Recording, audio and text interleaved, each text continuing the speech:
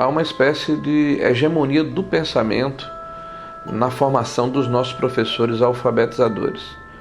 Eu diria que isso começa em meados da década de 80. E essa formação ela está no cerne do desequilíbrio educacional brasileiro. Os professores são formados nas universidades para aprenderem quem é Paulo Freire, quem é Emília Ferreira, quem é Marx, quem é Lenin, mas não tem a percepção do que é metodologia de ensino com evidência científica, como ocorre no mundo inteiro. Isso não é por acaso. E a tese tanto do Gramsci como os componentes da Escola de Frankfurt e da guerra de posição. Então, as nossas universidades estão majoritariamente dominadas pelo pensamento de esquerda, e é lá que são formados os professores, é lá que é avalizado o livro escolar que vai para as escolas de todo o país. O que acontece? Quer dizer, nós estamos saindo aí de quase 2 décadas, 20 anos de governo esquerdista. Mais, se a gente contar o período sob os tucanos e tudo, quer dizer, na verdade dá muito mais tempo aí sob domínio da esquerda. Então o que acontece? Quer dizer, nessas últimas décadas, o maior comprador de livros do mercado editorial, quem foi? Foi o governo. Quer dizer, o governo então, com as compras fenomenais que ele faz todos os anos para distribuir os livros paradidáticos nas escolas, quer dizer, ele se tornou a principal fonte de renda para muitas editoras. Agora, tudo tem um preço. Quer dizer, para o livro ser escolhido pelo governo, as editoras sugerem de maneira muito persuasiva aos escritores que eles escrevam dentro daquela pauta que é estabelecida pelo MEC. Claro, porque o MEC oferece uma pauta. Ele diz assim, olha, o livro para ser comprado precisa seguir este critério, e são critérios ideológicos. Você tem o gramscianismo aplicado ao mercado editorial muito semelhante ao mercado jornalístico, aos jornais, às revistas. O mesmo tipo de influência, de hegemonia.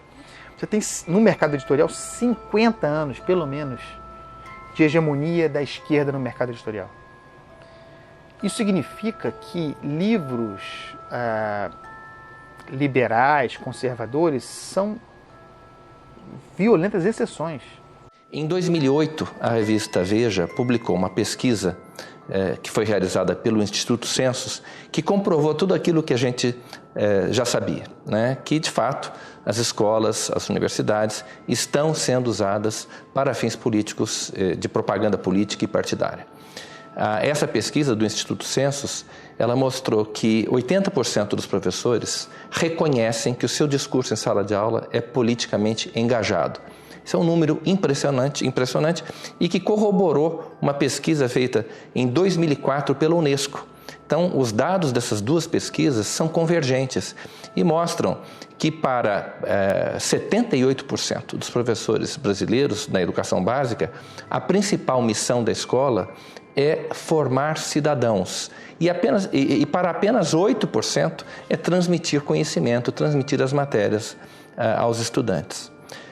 Essa pesquisa, tanto do Instituto Census como da Unesco, comprovaram essa percepção generalizada que existe de que, efetivamente, as escolas estão sendo usadas para fins de propaganda política, de doutrinação e propaganda política partidária. Professor de filosofia, concursado. O professor não pode agir em sala de aula como um militante.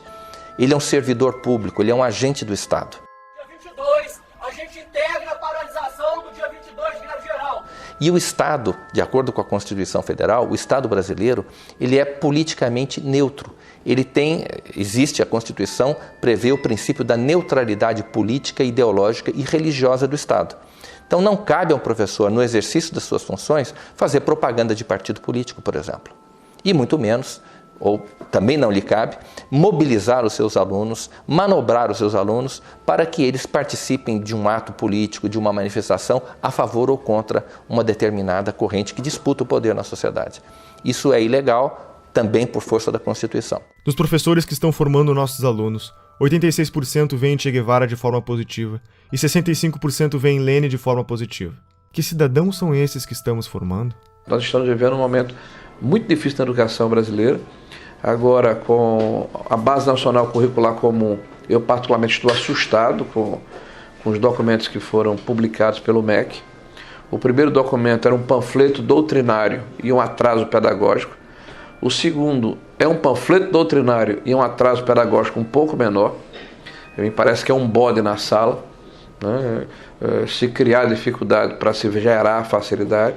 O ministro alega que vai filtrar esse processo, que vai submeter ao Conselho Nacional de Educação, mas eu não posso acreditar num conselho que está completamente aparelhado, né, que com raras exceções é formado por ativistas políticos de esquerda.